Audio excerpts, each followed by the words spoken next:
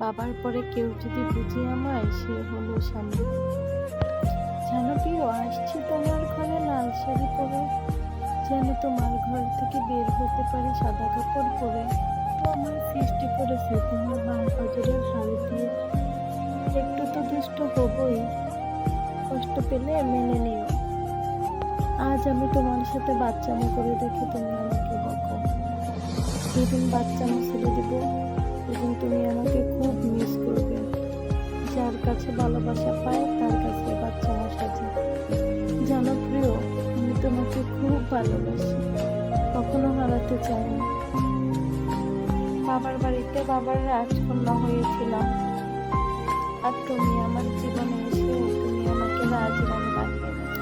যার স্বামী ভালো, সে খুবই লাকি, আর যার স্বামী খারাপ, সে খুবই দুঃখী। জীবনে সুখী হতে হলে দুজন মানুষের মনে ভালোবাসা থাকা উচিত। একতরফা ভালোবাসা বেশি দিন টিকে না।